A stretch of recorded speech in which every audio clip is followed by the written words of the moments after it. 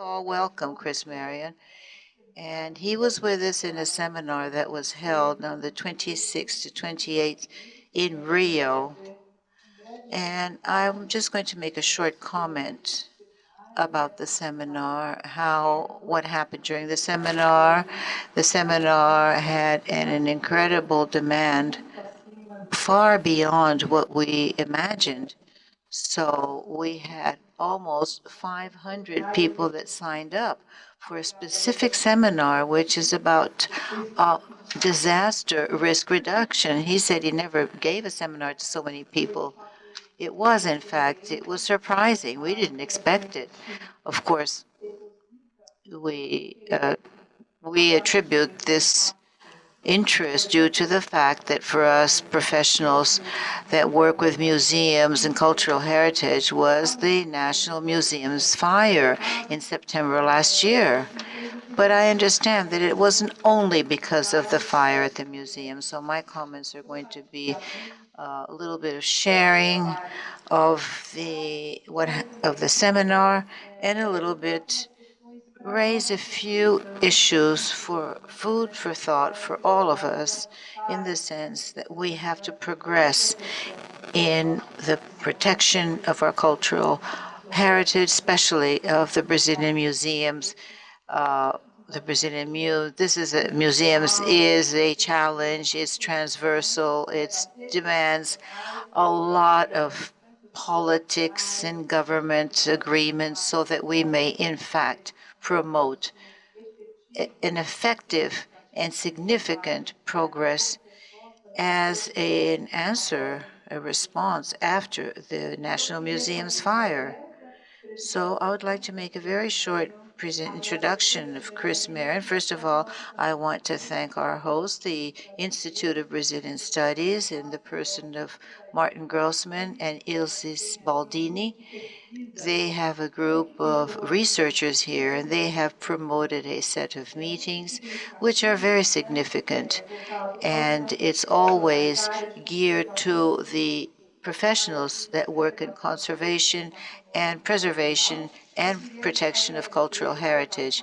And I want to thank the United States Consulate here in São Paulo. They made it possible for Chris Marrion to come to Brazil, not only in Rio de Janeiro, but also here at this meeting at the University of São Paulo. Chris Marrion is a consultant for reduction of disaster risk reduction and in cultural heritage. He is the founder of the company, his own company. He's a member of the National Fire Association and the Center Board of Directors and member of the SFPF. He works on a focus in the awareness, in training, and the availability of strategies of sustainable risks, economic risks, integrating local traditions, methods, and people in the development of solutions for the effective protection of cultural heritage and for disaster risk reduction. Welcome, Chris. Okay, thank you, Renata. I'd like to thank you very much for the very kind introduction, and thank the university as well, and thank you very much for the tour this afternoon, and as well thank the U.S. Embassy and consulates here that helped get me down here and to be part of this. And thank you all for taking time today in your afternoon to come here to listen. I will try to speak slowly. Just trying to get a general idea. A lot of people working with museums, a lot with historic buildings, like managing, or kind of architects and engineers, or a mix? Conservationists. Okay. If there's questions throughout, then please ask, and we'll talk as we go through it. No problem asking.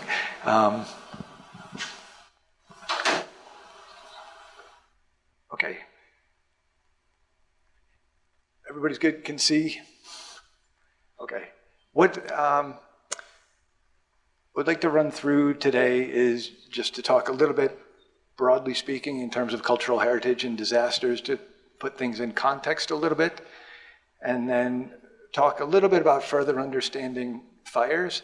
And I thought part of that is important. We read a lot about fires in newspapers, and it's just the fire that happened. And I think trying to understand a little bit more about fire and fire dynamics and how that relates to different systems and how that relates to emergency responders, and just kind of extrapolating that out and what fire is, I think may help as we read about things and why we want to do different things for prevention and mitigation.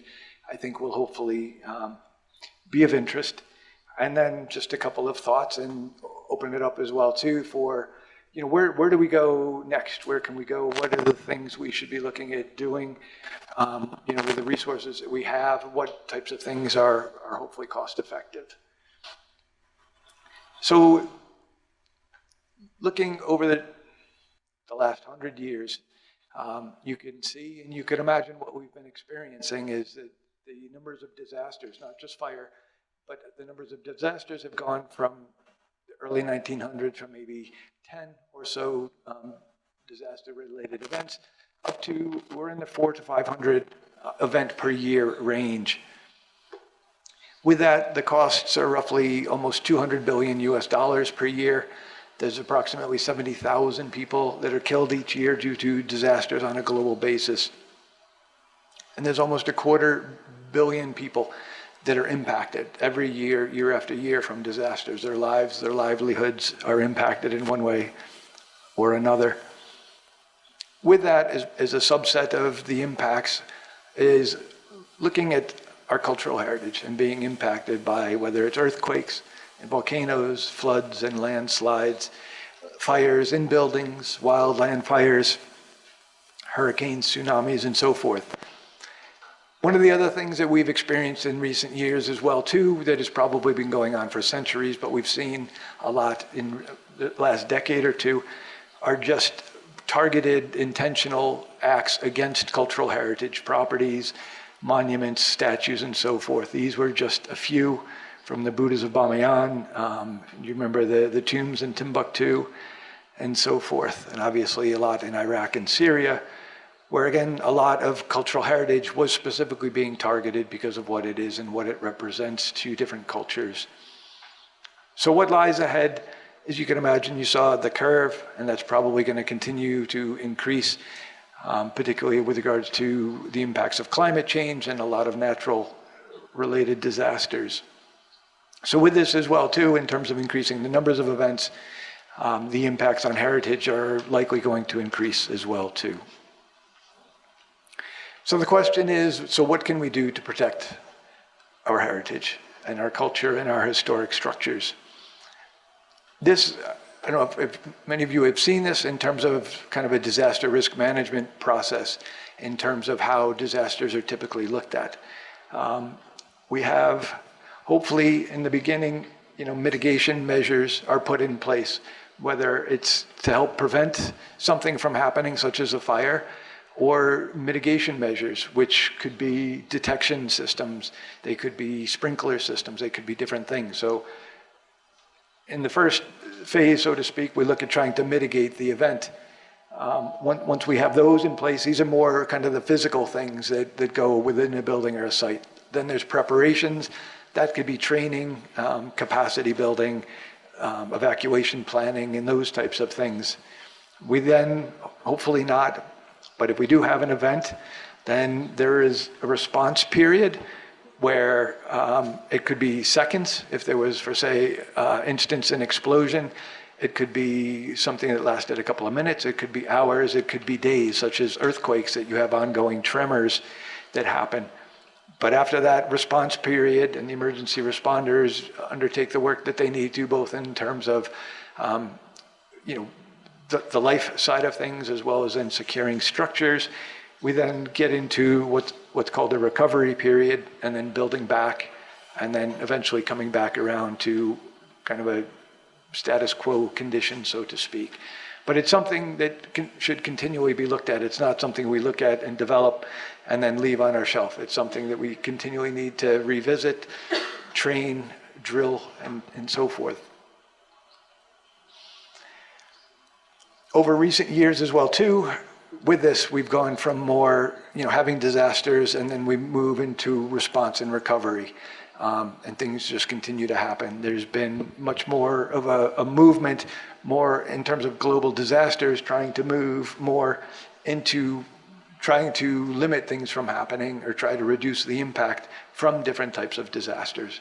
I mean, realizing, for earthquakes, we can't stop them from happening, but there's things that we might be able to do to help secure the building and so forth.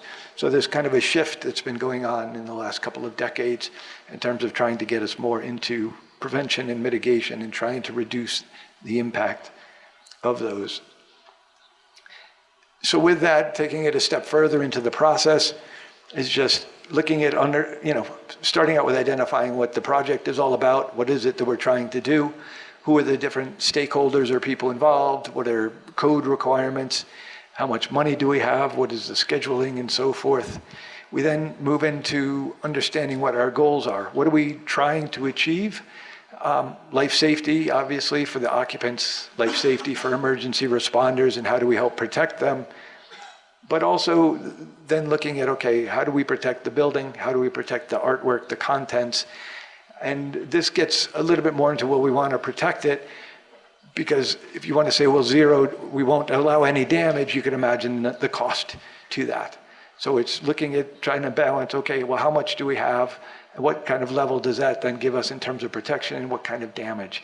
So it's kind of an iterative process, but at least it's understanding a little bit more, after an event happens, what is it that we want left in terms of documents, in terms of the building? How much damage and what types of damage? Is it heat damage, which may impact certain things? Is it damage? There's a lot of acidic compounds that are released in fire, and if they sit on paintings or archives, there may be damage, maybe not so much in the short term, but longer term, and maybe that may not be acceptable. So it's trying to understand what is kind of the acceptable level of damage, and then from there, we can start looking at, okay, how do we make sure that we address that level of damage and that we're trying not to exceed that? From there, then we look at what the different hazards are. Understanding, is it just fires we're talking about? Do we have to worry about floods?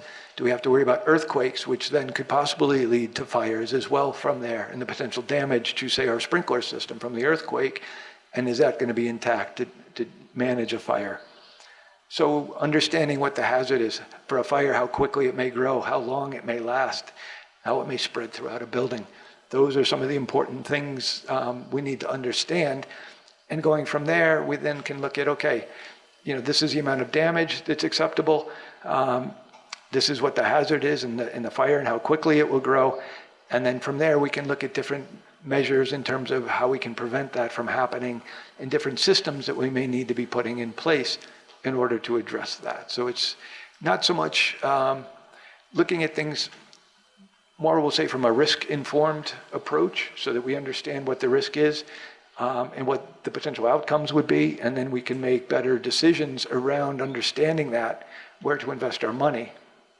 A lot of times, regular building codes are very, very good in a lot of ways, but they typically are looking more at the life safety of the people and the emergency responders, and not having our building burn the neighbor's building down. So a lot of times, when people say, well, my building meets the building code, just make sure you understand what that means. It doesn't necessarily mean the building code is there to protect your artwork and your archives and documentation and your historic building. They may to a certain degree, but just go to the next level down in terms of what that truly means, and what the building code and the intent of the code is trying to achieve.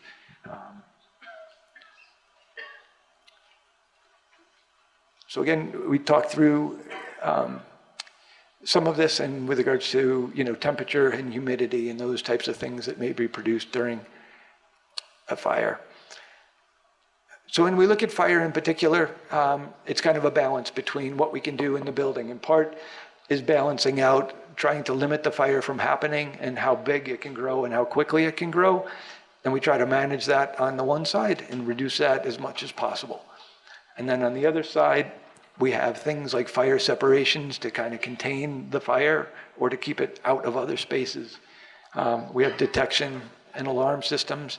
We have suppression systems, smoke management. We have firefighting equipment to help the firefighters be able to put out the fire as quickly as possible. So there's a lot of different things. It doesn't mean we need to be doing everything, but often at times it may become a trade-off to maybe we can't put sprinklers in, but we can increase the fire separations and make them more robust so that the fire isn't spreading so quickly and the fire department can get there and put the fire out because it would be smaller.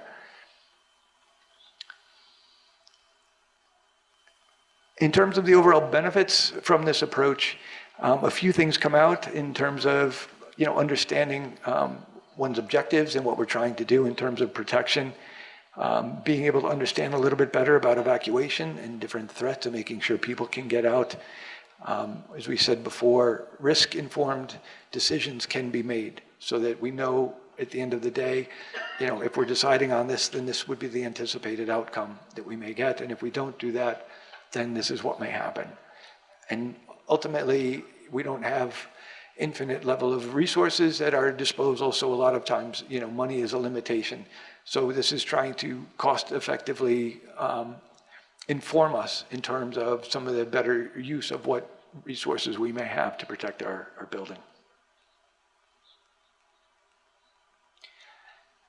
So just wanted to get into a little bit about fire and what happens in a fire and why some of the things that are being suggested are important.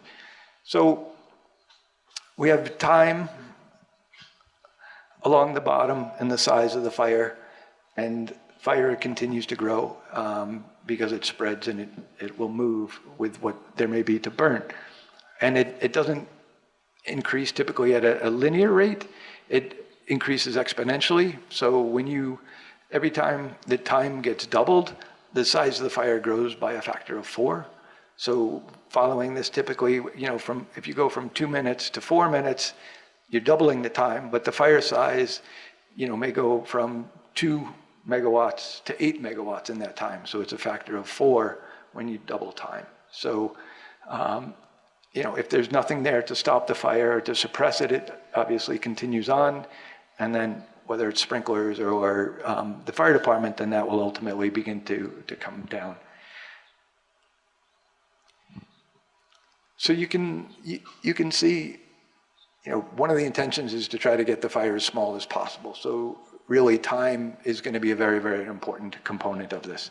So what we want to be able to do is to detect the fire. We want to notify the staff. We want to notify occupants. We want to notify the emergency responders. Then there's a certain period of time that they need to respond. In Sao Paulo, the first response from the fire department, I believe, is typically, on motorcycles. That'll get people there the quickest. And it may be minutes or fairly extended periods of time before some of the larger fire trucks are able to make it to the site. Once the response is there, then we begin the suppression activities. So as you can imagine, again, each one of these takes time. And it may not seem like a lot of time for a smoke detector to operate or to call the fire department or for the fire department to get dressed and to put their gear on and to get on their truck. But when you start putting together, a spreadsheet and you start assigning times to this, 20 seconds and 30 seconds and a minute and 5 minutes, it all starts adding up, right? And then you start looking, well, okay, where are we at 10 minutes or 20 minutes? And you go from 10 minutes to 20 minutes if there's traffic, or 5 to 10, and that fire size is doubling, but it's continuing to increase. So, looking at all of these and breaking it down, it's really important to start looking now at, okay, how do we start reducing that time until we can get the fire department there putting water on the fire so that the fire is as small as possible. But just very important to look at, some of the different delays that we're obviously trying to reduce here. So, in terms of detection, if you had somebody that was there that could see, smell the fire, that's probably going to be one of the quicker means in terms of detection. Smoke detectors are picking up smoke as opposed to heat. We're going to see that first. Heat detectors may take a little bit longer, and having no detection is, we're not exactly sure when somebody may be walking by and the flames may have broken out the windows at that point and they happen to be there at 3 o'clock in the morning.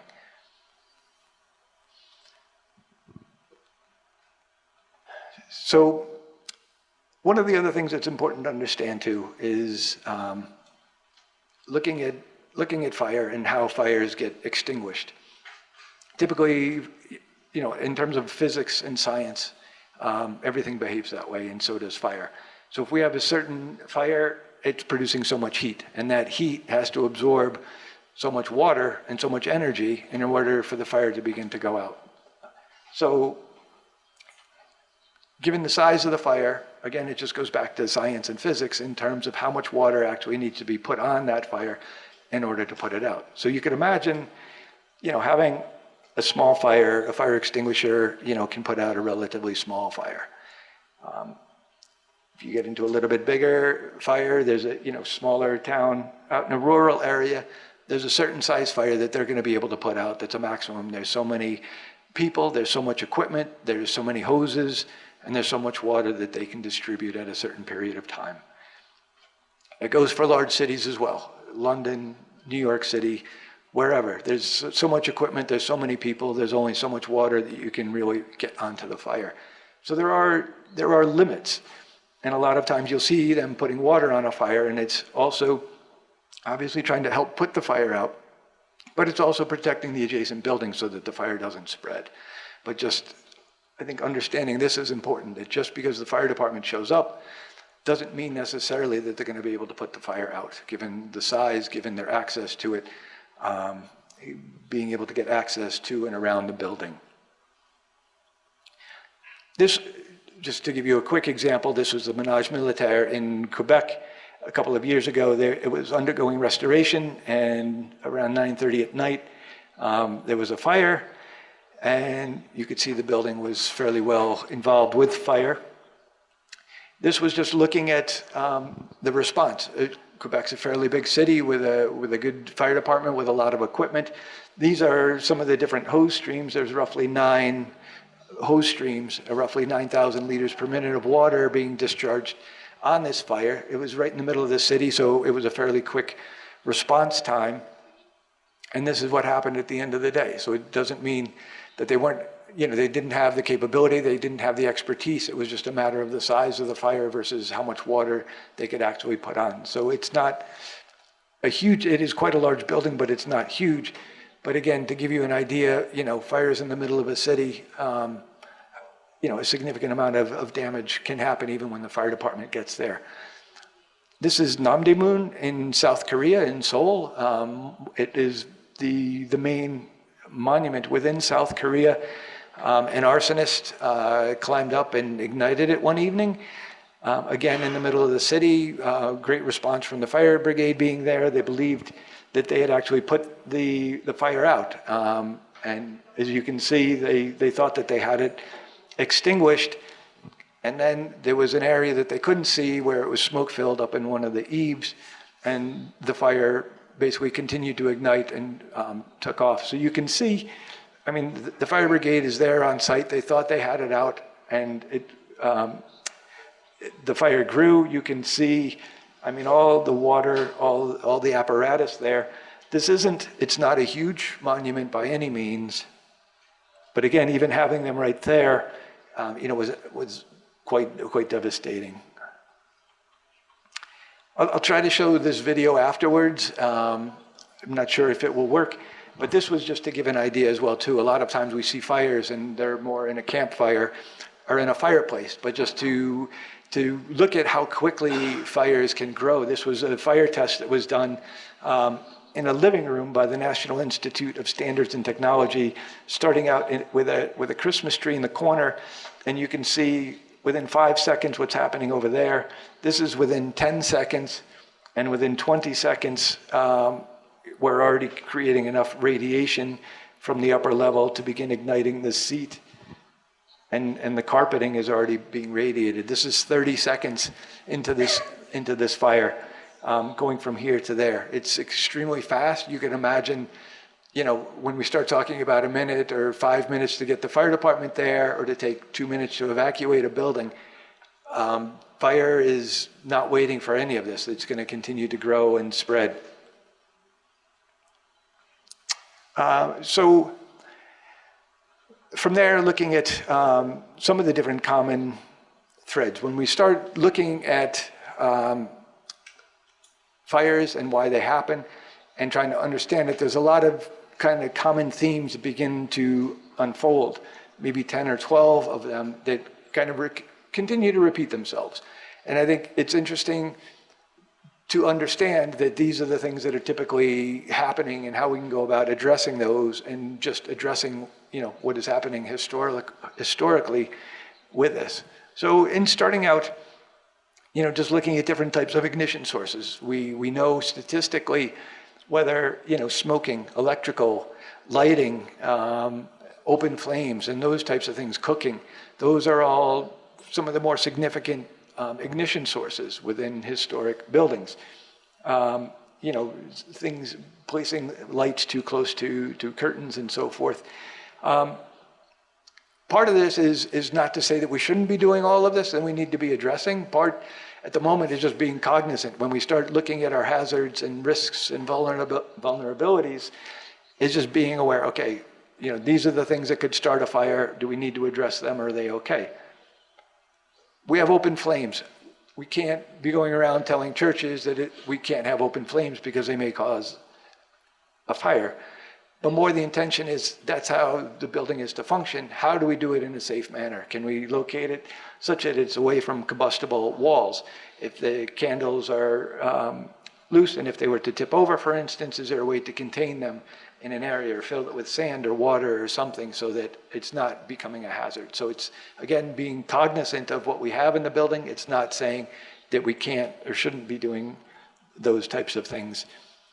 We need to be thinking as well, not just ignition sources in the building, but also outside, whether it's lightning, whether it's wildland fires, and so forth. We talked a little bit about earthquakes, but having multiple events that may lead to fire or other types of damage. And again, just looking at the potential for arson or intentional fires. From ignition sources, we then look at, okay, what do we have that if we have something hot or flaming, what is it that could then ignite? And what does that look like? So a lot of times we have buildings constructed of wood. At times we have like a lot of electrical wiring that's over the years has been installed. A lot of the old electrical wiring has combustible insulation. It burns very well. Today's insulation is quite a bit better, but a lot of that older insulation is basically plastics, and that is a great source of fuel. It's also hidden behind the walls in large quantities. So if it does start behind the walls, you can have a significant fire occurring there before it breaks out and you even know about it. So again, paying attention, if you do look to upgrade wiring, if possible, pull out the existing wiring where it is possible, but at least being aware that that could be an additional hazard there. Storage.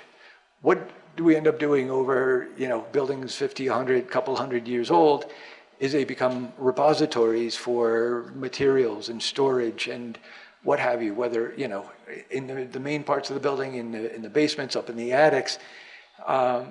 Again, some things we may need to be keeping there for various reasons. Some things we may be able to get rid of. Some things maybe we can store in a different location. But the thought is, how do we reduce how much material can burn to reduce how big the fire may get, how long of a duration of a fire, as well as, this in the basement of, say, an art gallery where you may have limited combustible materials up above. This now, having a fire down in the basement can now expose all the rest of the building to a potential fire. So are there ways to reduce fires in other areas that may impact, the more critical areas? So that was on the left looking at fire. And now if we look at mitigation measures on the right, and some of the things that we typically come across that end up being problems. So a lot of times when you see about fires in newspapers, right, there's, or do further research, a lot of times there's delayed notification. There's no detection at times in buildings to help detect smoke. And again, trying to reduce that timeline. So there's delays. And if there are detection systems, at times they haven't been tested and they haven't been maintained. They've just been sitting there for years, and who knows if they even work.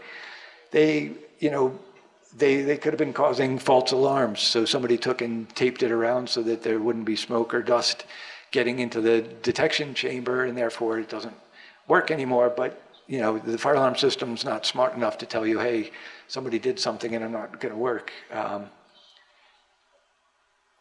One of the other things, and not getting into too much detail at the moment, but there's ways and different types of methods and smoke detection systems to help to try to limit. It's great that they have a smoke detector, but there's things that we can do to try to limit the aesthetic impact from these on a lot of the very ornate ceilings that we may have, whether using things what are called like linear beam, which shoot like an infrared light across a space up to 100 meters. That are good at detecting smoke, or what we call air sampling systems that kind of remain above the ceiling and just poke through with a small hole, and they suck air and smoke if there is a fire, and basically suck it through a pipe back to a remote detection unit that looks at whether there's smoke in the air. So there's things that we can do about the aesthetic impacts. Another thing that typically happens is, right, whether we do have a detection system, great, but what happens at 3 in the morning when that smoke detector goes off and the panel's beeping? Who's going to know about it? Is there a security staff? Is there a security person right there that's going to call the fire department? Or do we have to wait until somebody comes in at 8 or 9 in the morning to see that, hey, the smoke detector just activated?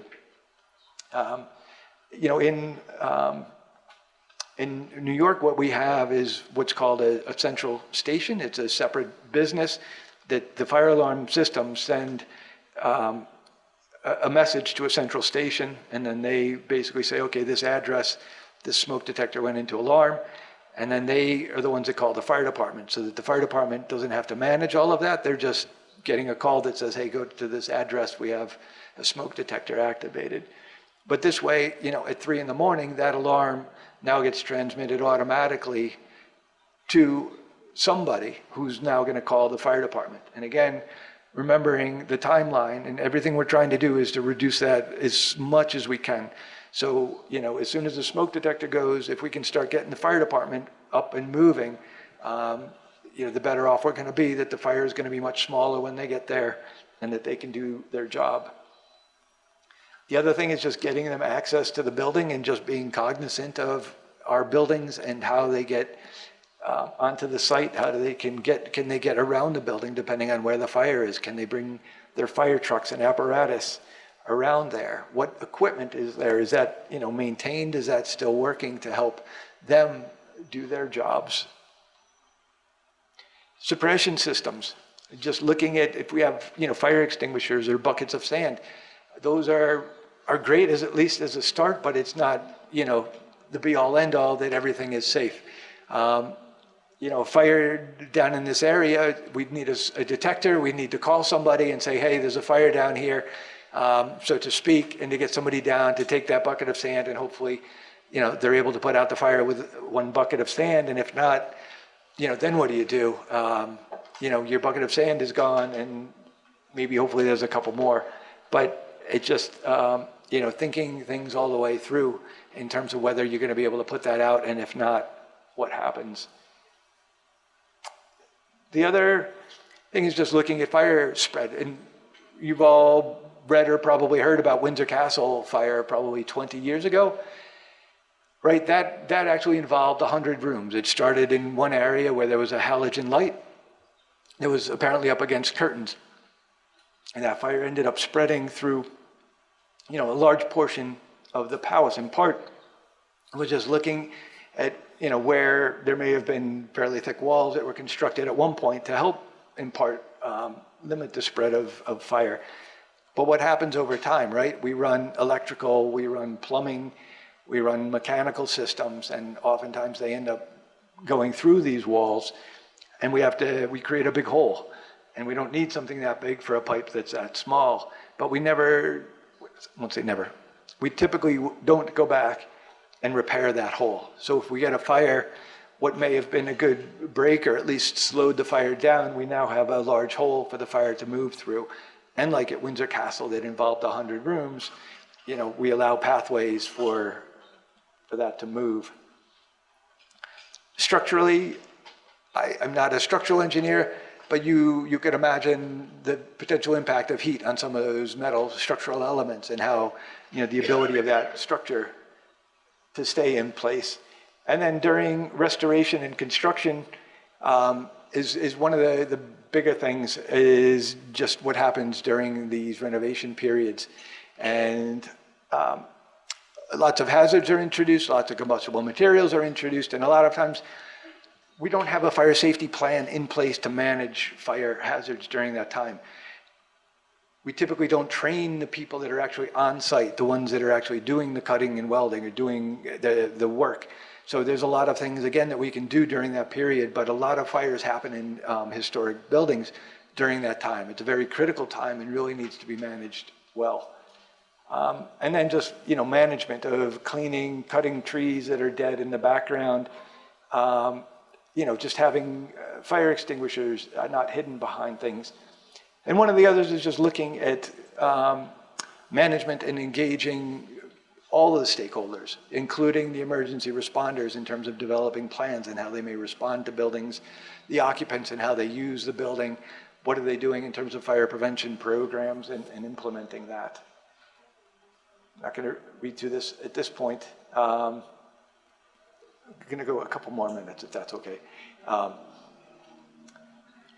One of the things I thought would be good to talk about too was just looking at sprinklers. And it's great to see that we have sprinklers. There's a lot of misconceptions around having sprinklers in historic buildings, around archives and records and all. And there's a lot probably from watching movies and TV and all the rest of that, we see somebody blowing out a birthday cake and the smoke goes up and sets off all the sprinklers. Or somebody pulls a pull station at the door and all the sprinklers go off and these types of things. And it's all a lot of misconceptions in terms of how sprinklers operate. Sprinklers have, a lot of times nowadays, the modern ones have a glass bulb when it has a particular fluid in there that when it gets to roughly 75 degrees centigrade, it expands and it breaks the bulb. And as you can see, the bulb breaks and then the disc comes out and then we get water flowing. So you have a fire and then those sprinklers within the vicinity of the fire, so maybe it's 2, 3, 4 sprinklers, would typically operate because they sense that amount of heat initially, and then the sprinklers go off and contain the fire to that particular area and don't allow it to grow. So yes, we have sprinkler piping and it has water in it, right? And people get concerned about that. But remember too, what else do we have running through buildings? We have hot water, we have cold water, we have sanitary piping, we have drainage from the roofs, lots and lots of other water that are running through the building that we typically don't get concerned about. Sprinkler systems are pressure tested. We monitor them, so when water starts to flow, we get an alarm signal so somebody knows, hey, the sprinkler is going. But we don't do that for hot water pipes and cold water pipes. We don't pressure test those. In the middle of the night, if we get a break, there's nothing monitoring that we have a leak, so we would never know. So sprinklers, very, very positive things that they're able to do and contain a fire. One of the things that you also then read in newspapers, right, is, well, the fire was small, but the water damage from the sprinklers was extensive, right? And like those darn sprinklers, we wouldn't have had any damage if they weren't there. But you can't compare, no damage and sprinkler damage and fire damage. The comparison is no sprinklers and fire damage and water from the fire department showing up, discharging 200, 300, 400 liters per minute per hose. So that fire damage and all of that water damage, because they're going to have to put it out, right? Versus, okay, a little bit of fire damage and a little bit of water damage. So the comparison is not here. It really needs to be this. So anyways, just some of the different things we end up seeing. One of the other, it's okay to take a couple more minutes.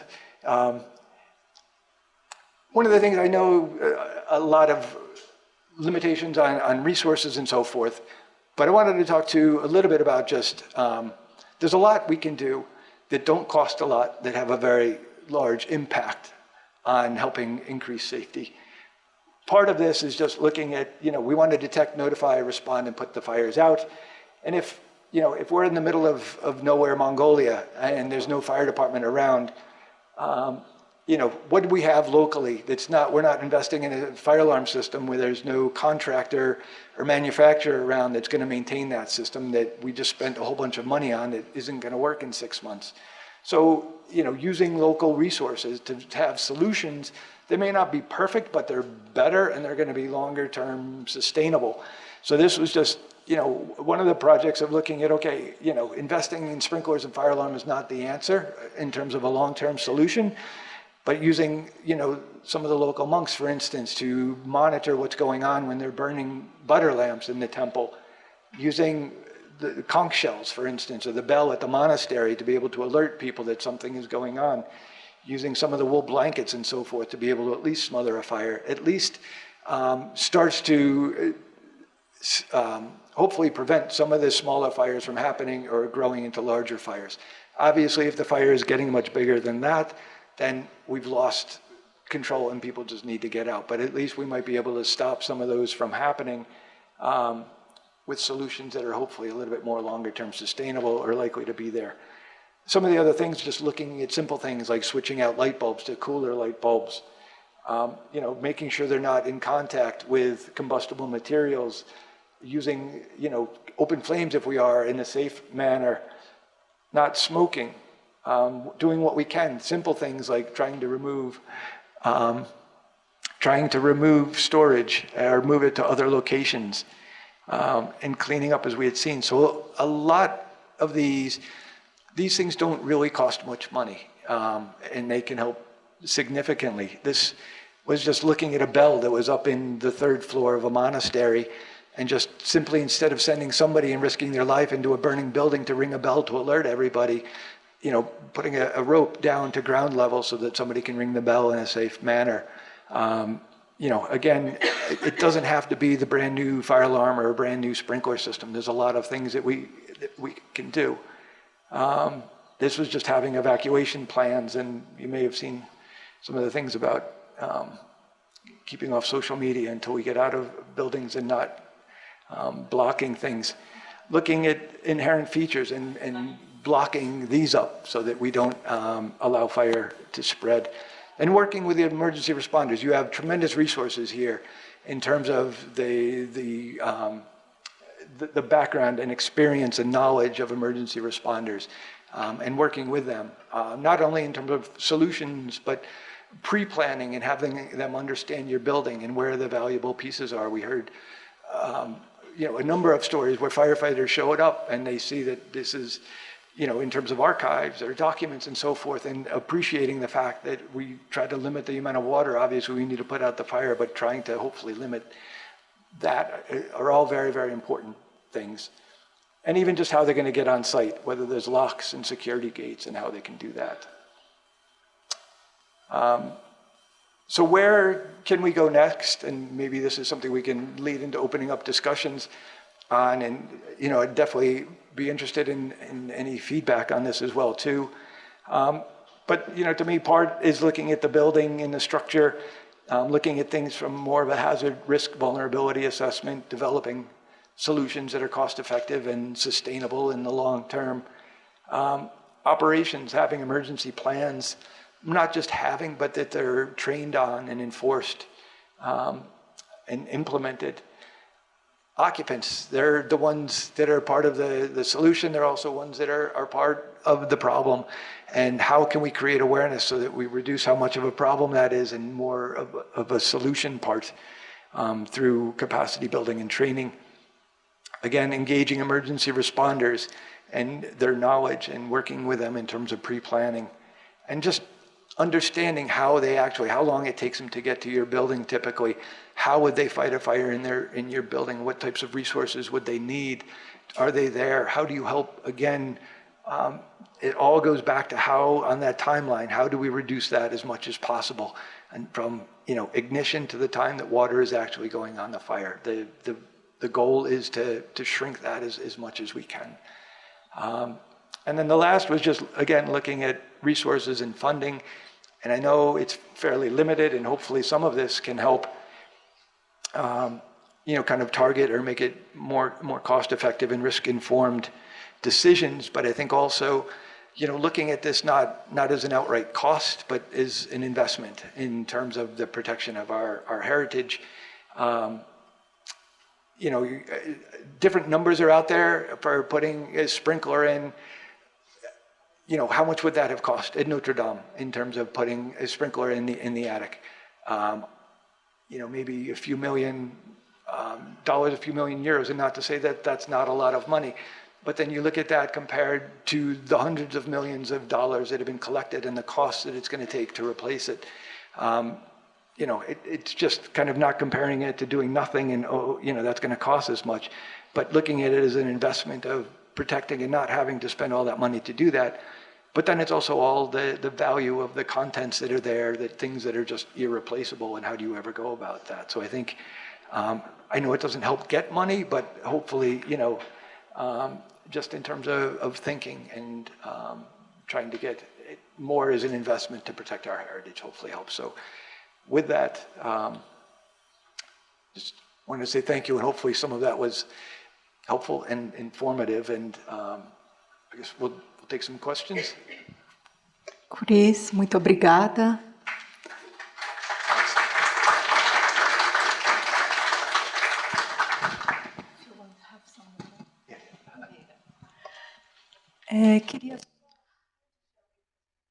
Before we open up to questions and answers, I wanted to thank the U.S. Consulate for this opportunity. Thank Chris for the opportunity for being here closer with these institutions. I think this is an opportunity, at least in the next few moments, to open up for perhaps a debate, a discussion. Let's start with Chris's own question. Where?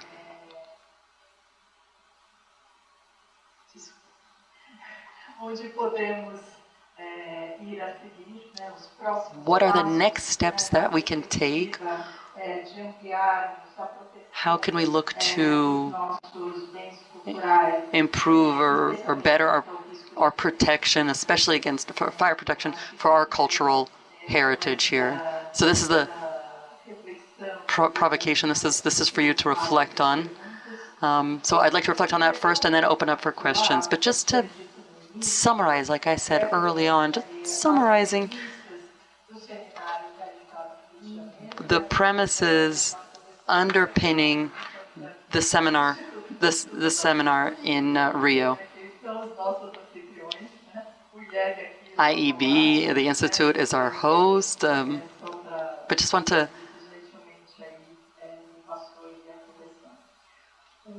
I just wanted to talk briefly about this seminar. So this is risk management and fire and risk management for cultural heritage sites. And there were ICOM, there were a number of different institutes that hosted it, mostly because of the fire at our National Museum. And specifically with ICOM, we professionals have a responsibility to effectively promote this debate.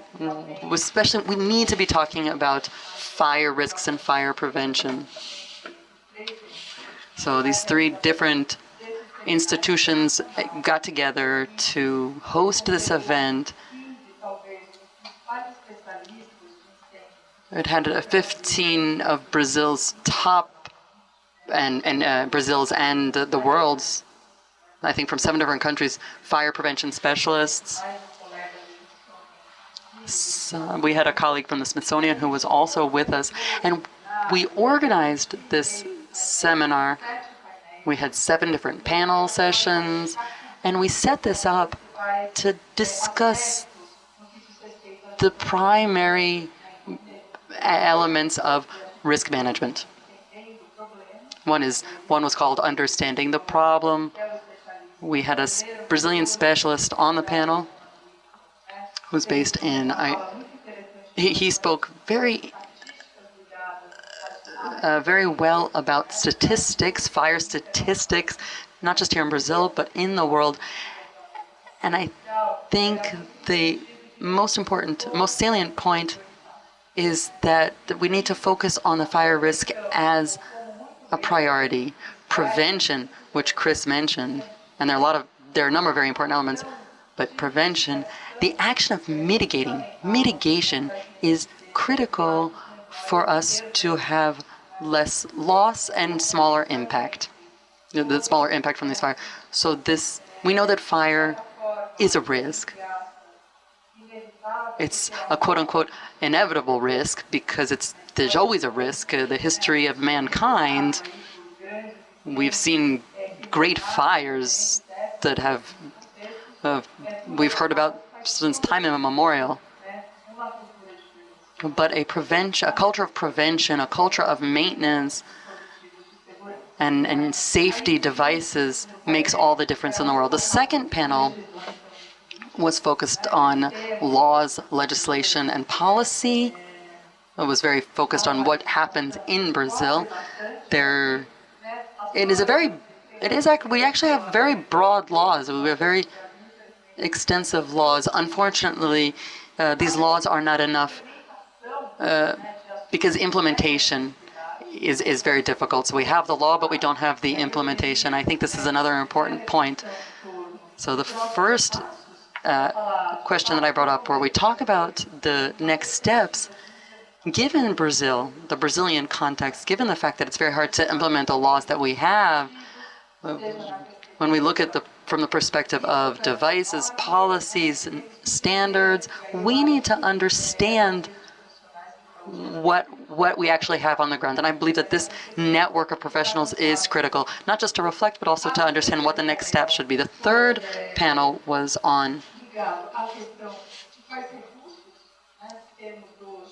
the available funding and resources, and Chris spoke about this. He talked about new approaches and new approaches with technology. And the final panel discussion, the first day, which was very intense, which was emergency response, recovery, and starting all over. So this is post-fire. We hope to never get to that point, but it's obviously critical that we stop and reflect on this, how we're going to act after the fire has been put out. And then we had another set of panels the next day. We started to talk about the lessons learned. We heard about different experiences, Brazilian experiences, international experiences. We heard about the double fire in the Macintosh building, which was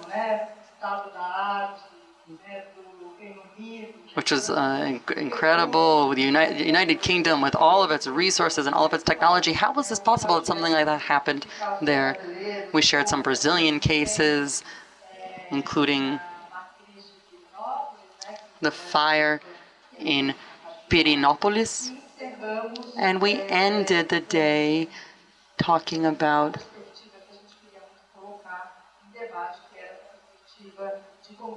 how to build a culture of mitigation and mitigating risks for cultural heritage sites. Mike Cube also talked about this, and working together with a professor from the University of São Paulo, and together they talked about the different perspectives to this end. For those who weren't there, we did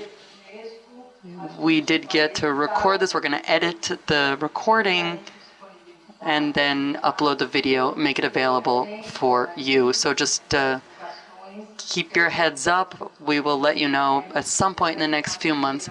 We will make this material available, not just for the Brazilians, but also for their international community. Now, hand the mic over to all of you. I don't know if anyone has any comments. I don't know how much time we have left, Joyce. How much time do we have? We have 20 minutes. So we can address maybe 2 or 3 questions. So the invitation is out there to think about what the next steps are. I really love when Chris talks about this idea of keeping it simple.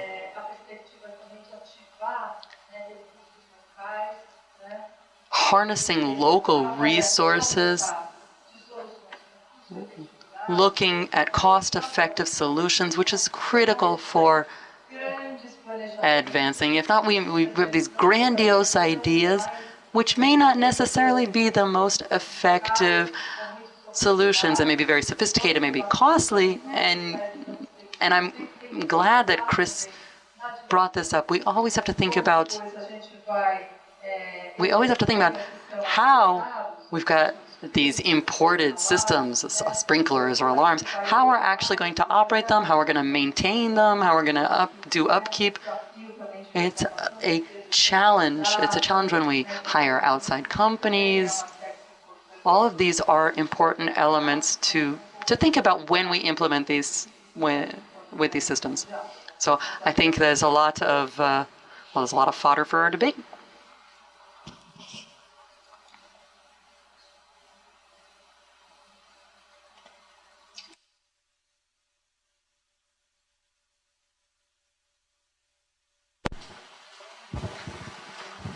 Oi. Stephen from the MAM, the Modern Art Museum. I think now it falls to us to sell this domestically. Do we know how much for each dollar invested I'm able to save? Is there any way to do the numbers? Like, for every dollar or every real that I invest in a specific tragedy, for example, the more I invest in infrastructure, in fire preventive actions, how much can I negotiate with the insurance companies later, for example? Can I translate this into dollars? Just to understand the question, is it more savings from an insurance perspective, or if you invest $1 million in prevention, that you may not have damage that exceeds $8 million and or something? Do you? É na prevenção. Prevention is one. Okay. Okay. Insurance company, I don't know offhand, but I would imagine it could be significant given the value of some of the different collections. A lot depends on what the collection is that's there. There are numbers out there by the UN has an agency that deals with disasters, UNISDR, the United Nations Strategy for Disaster Reduction. I mean, they say basically $1 invested in prevention saves $7 or $8 in terms of response and recovery. But I don't like those numbers at all. I think it's very difficult to really put a number on it. It's, what is it that you're protecting and what are you investing? Is it a sprinkler system, or is it a lot of money spent on fire separations? But if you have a fire in an archives room, you could lose everything. I think it's a very good question, because a lot of decisions are going to be, well, how much are we saving by doing this? It's very, I guess the short answer is it's very difficult to really give a good number to that. And again, a lot of it is just, I think a lot of the things we're looking to protect, it's very difficult to put a value on, whether it's artwork, whether it's archives. Is it water damage? Is it heat damage? Is it lost forever? those types of things.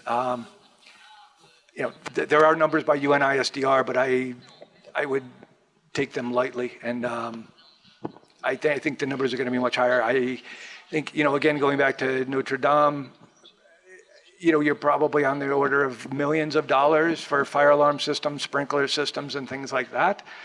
I don't know where the costs are, but I think they're above $500 million to rebuild Notre Dame at this point. So that's, 1 to 500 or 1 to 100 or something, along those lines. But it's not an easy question to answer, as you can tell.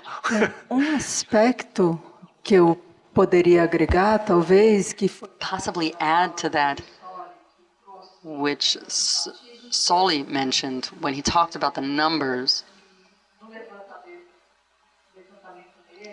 That according to his general survey, and I'm not going to go into the methodology, but basically he estimated that there'd be a 20% risk of fire for every 30 years for Brazilian cultural institutes. This is based on a survey of fires that have happened here in Brazil. It's really patent for us right now because of the huge fires that we have had in recent years in major cultural heritage sites. But what we never see are the smaller fires, the ones that don't make the papers.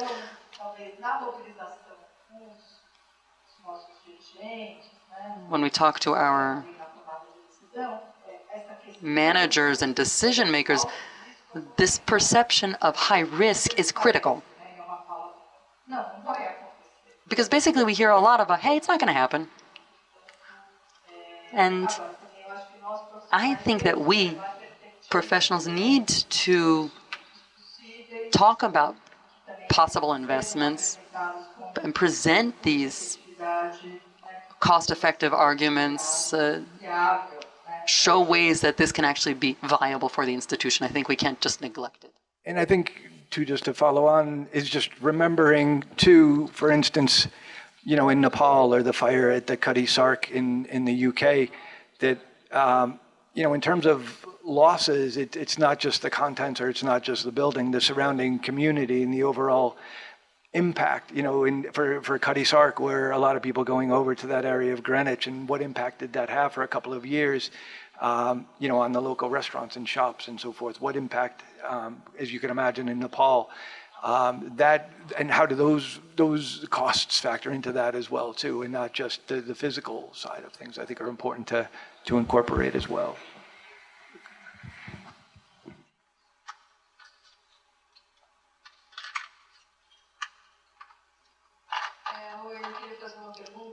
I have a question related to keeping it simple, and I think that's key. When we're talking about large investments and that I need, and it varies a lot from one institution to another. Sometimes the listed value of a building is not the same as what it stands for us culturally. If we look at what we lost in the fire at the National Museum, it's the same thing. So I think this keep it simple is critical, having a culture of preservation. And I think these tips that you gave us, so that we can change our outlook, our culture, how much we can actually do, how many what habits can we change? What practices can we change? And I think that should be our primary focus, not these massive investments and facilities, which often we invest in, but then we can't. There's no upkeep for them, and that's often the case we see here in Brazil. So. Thank you. I guess if I could turn that around too. I mean, at least I'm trying to understand, where do we go with that? How do we get that out to people managing sites and facilities, and creating that awareness? And it's one thing to write papers and guides and have all of that, but do people really read that? Probably opening it up to everybody. I mean, how can we be more effective in terms of getting things like that out there? Is it workshops? Is it like what is the mode to try to communicate some of those things?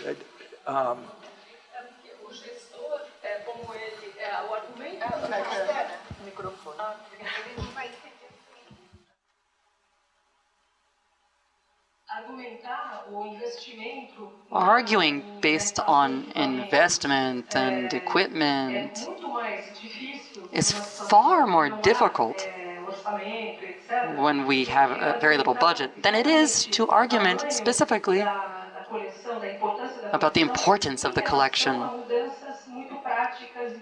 vis-a-vis very simple changes that the team can carry out, what we can implement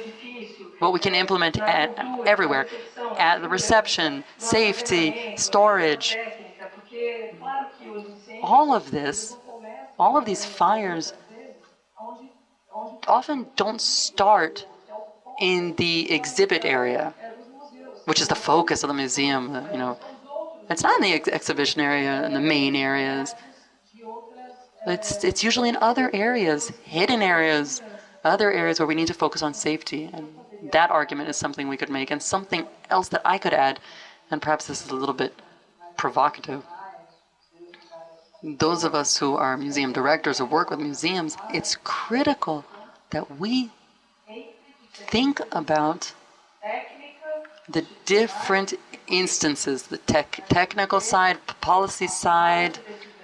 When we make decisions and then effectively carry them out, we have these different groups or different entities or different departments that carry them out. We often get stuck on this technical side. And we obviously are a little wary of the authorities and policy makers, but there's no other way to do it. We have to work with them. So I think we need to think about strategies, how this can flow out. You as a professional, who you're standing there before your collection, and figure out how you can best present your argument. What are the arguments that you can present so that you can improve safety in. And it's obviously very different from the head of the museum or the policymaker, and we have to understand how we can better talk among these different parties. I would just like to make a comment that after all of these, everything that we've heard and the fires, everything that's happened, can we compare how the US, England,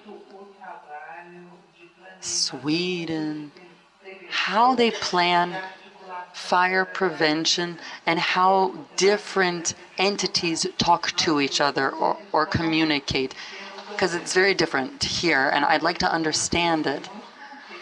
We have a very recent example of what happened in the National Museum. We understand all the losses. We understand all of our losses here, and we understand all of the losses in Notre Dame.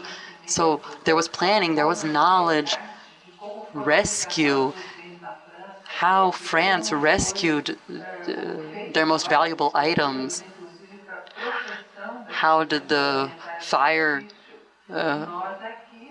firemen work? What did they do? And here we didn't even have water. We didn't even have water.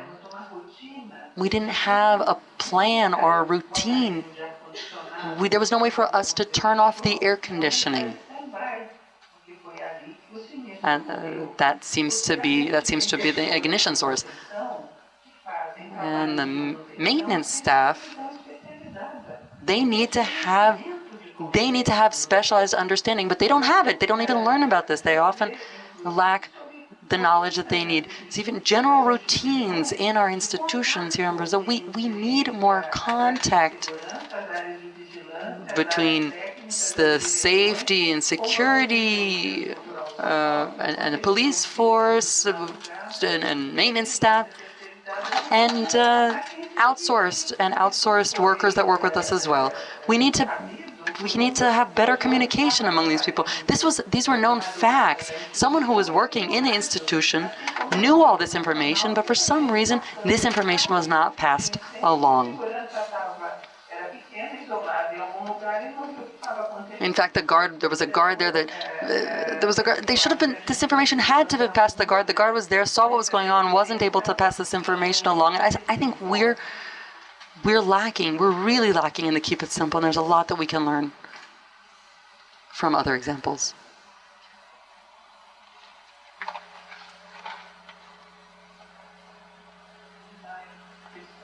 Are there any other questions or comments?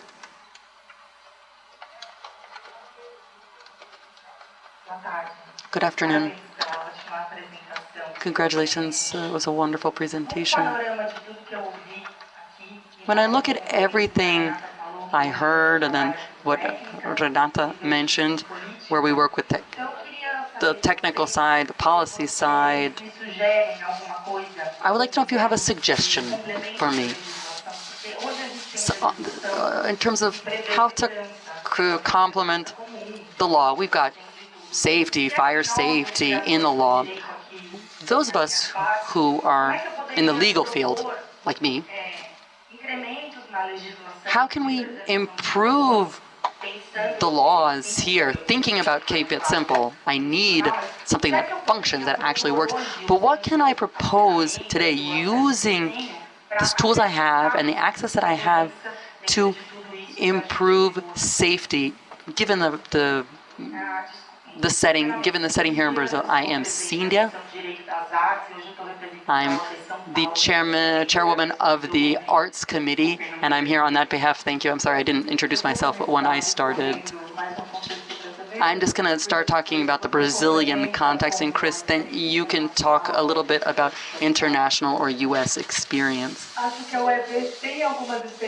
IEB has had some very interesting experience in terms of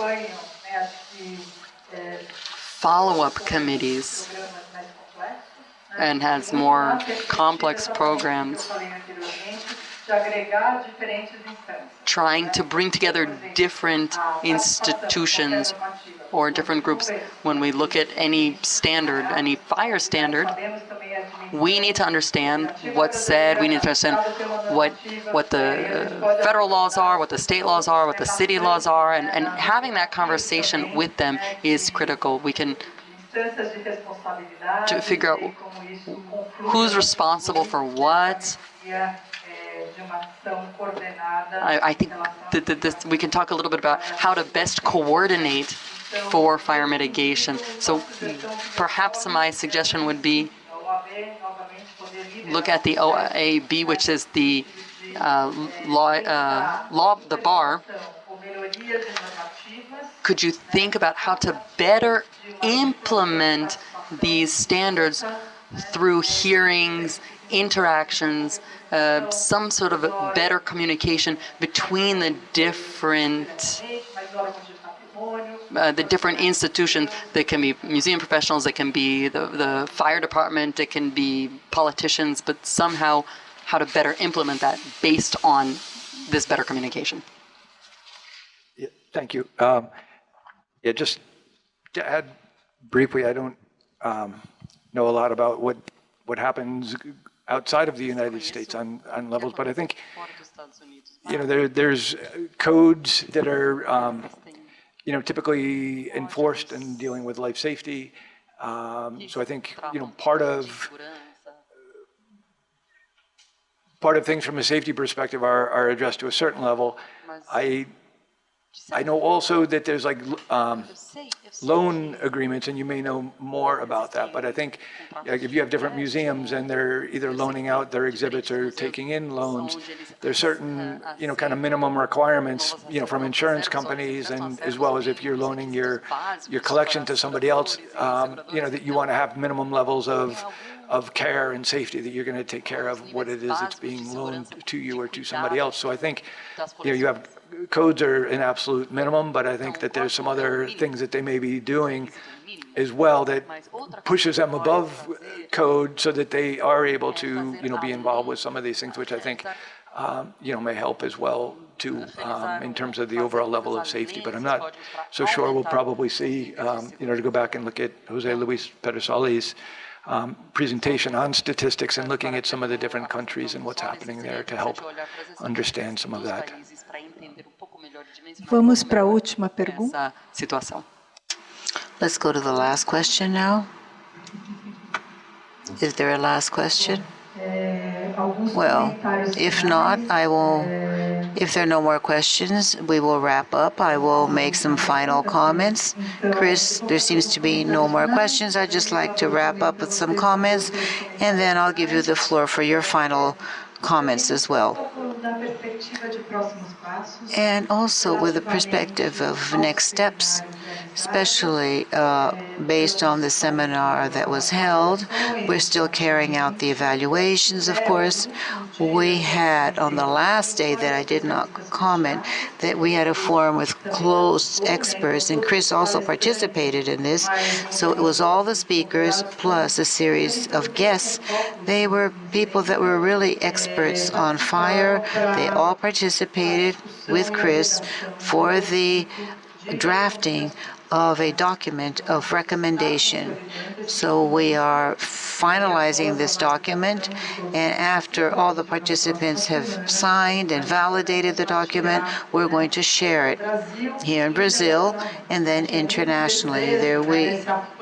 Everybody was after the enormous impact of the fire in the National Museum, we would like to have left the seminar with a finished document. Besides the recording, the panels, and all this document of recommendations, it was a very productive day, don't you agree? It was very interesting among the exchange of these professionals. So there is this document with recommendations, and we're thinking of publishing the talks, the presentations, but that's sort of further ahead. One thing at a time, right? Now, from the ICOM Brazil, what I would like to share with you is a sense of ICOM is a network of international professionals.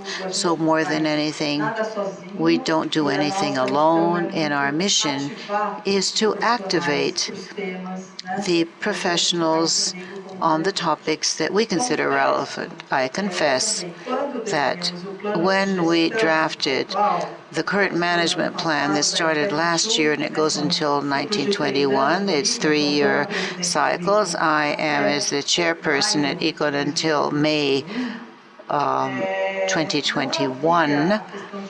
There wasn't this issue of management of risk and safety. I mean, the topics already existed, but not the reduction of risk, the disaster risk reduction. We took office in May, and in September 2nd, there was this fire of the National Museum in Rio. There was an enormous demand. We were sort of shaken by the responsibility, and in fact, we realigned, and this was something that we saw in the last assembly of ICOM Brazil this year. It was in last April of the ICOM. The guideline and the steering, which is strategic of this management. So since the end of last year, we have been trying to work in this direction with this alignment. We have applied to a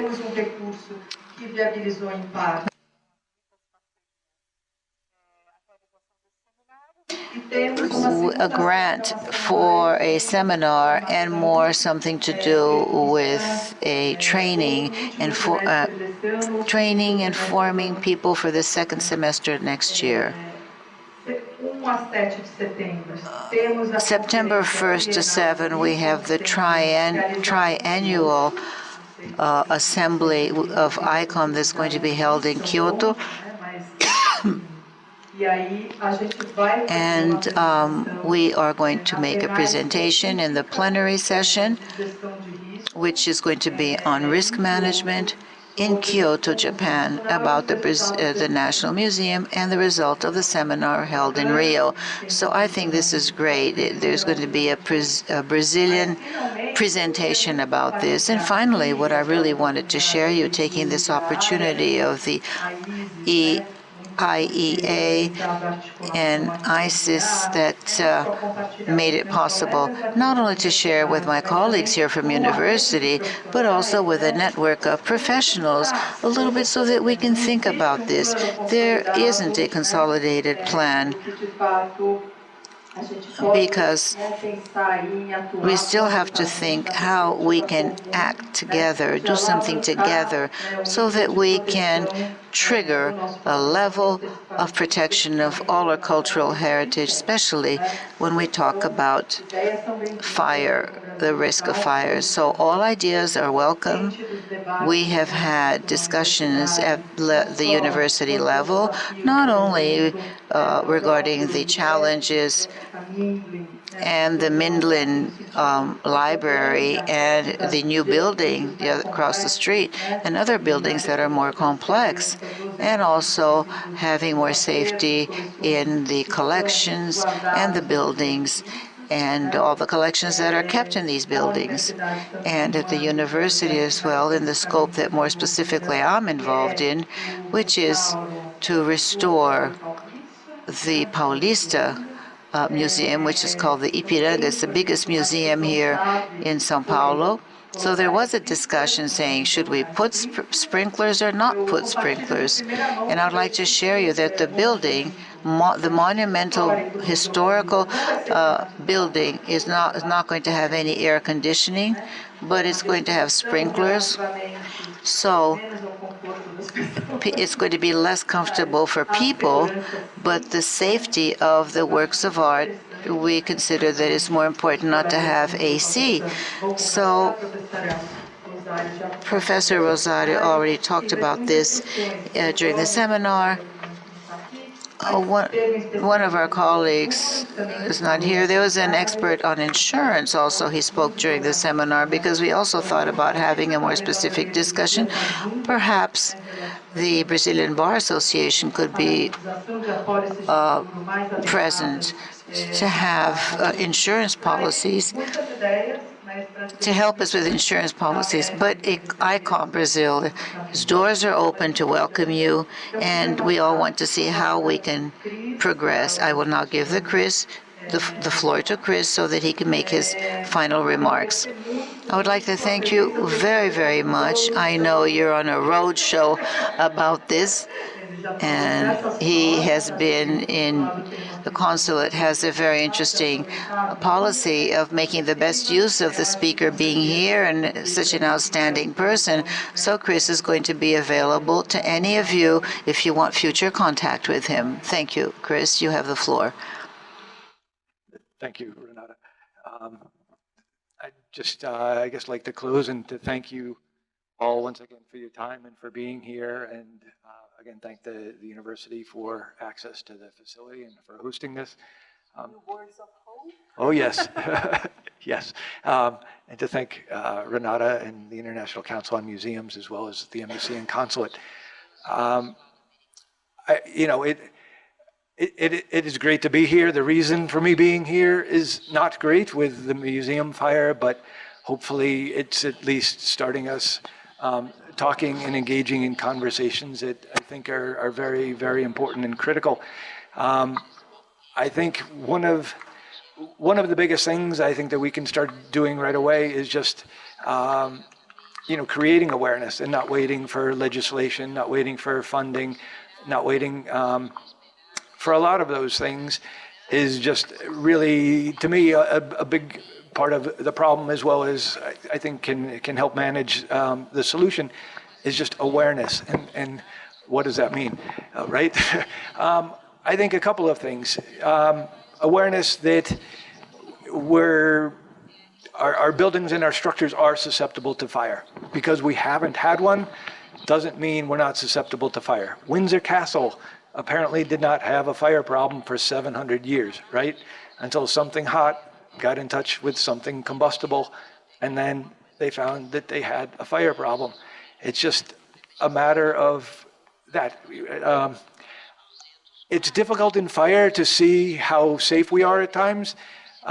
Comparing it to a structure, we know that the building stands and our structural system is okay. The lights are on. We know our electrical system is okay. We have air conditioning. The mechanical systems are okay. But do we know whether our smoke detectors are working? Do we know if our sprinklers are working? And typically we don't until there's a fire. So it's difficult and challenging, but I think we really need to understand that just because we have not had a fire does not mean we're safe or we're not susceptible. I think understanding and the awareness that fire is very, very fast. We don't have time for any delays. You see how quickly it is, how long it takes for the fire department to get there. So anything we can do to get the fire department there as quickly as possible, we don't have time, as we have seen. Understanding the emergency responders and capabilities, again, creating awareness that they're not able to, as much as we would like, but falling short of pulling miracles. There's so much that they can do. And I think realizing too, in terms of creating awareness, that just because our buildings meet code doesn't always mean that they're going to be safe and that we're protecting our buildings, that we're protecting the contents. So I think, we talked about a lot of things that are low cost, high impact. I think a lot of awareness, how do we go about doing that? I, again, go back to how do we create this awareness?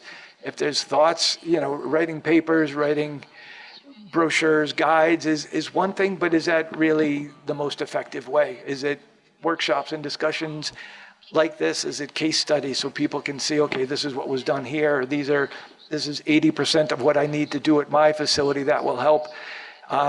Looking for feedback. I've written enough in terms of building codes and guides, and all that time, are they really the most effective thing? So anything that you have or thoughts to really get it to the people who are able to develop those, I think I would love to hear further on that. And again, I just think the awareness. We're all is one of the Ministry of Culture. It said we are all part of the problem, but we're also all part of the solution.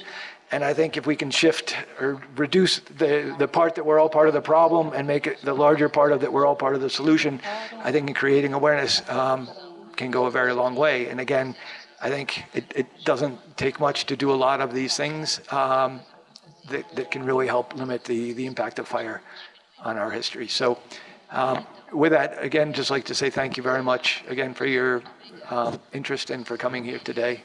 And I greatly appreciate the opportunity to meet and talk with you all. Thank you. Obrigado. Bom, queria muito agradecer.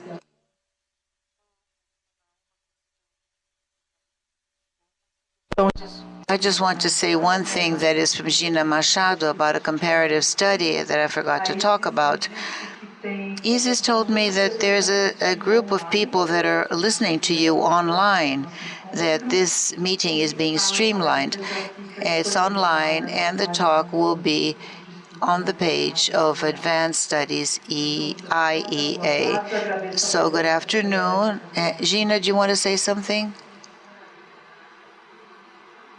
Can't hear what she's saying. Microphone? She doesn't have a microphone.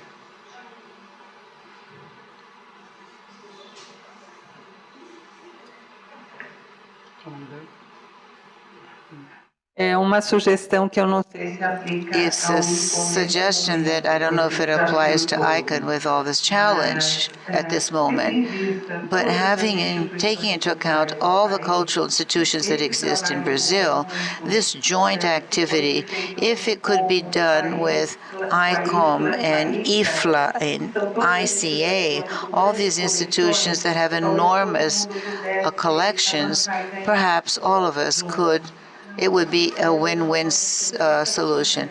Well, in the forum, we did have representatives from the National Library and the museums, but I think professionals like you, Gina, you're so experienced, you have a big network, and you can help us in this. I think this is the perspective that we are thinking of work collectively. Thank you. Very good suggestion.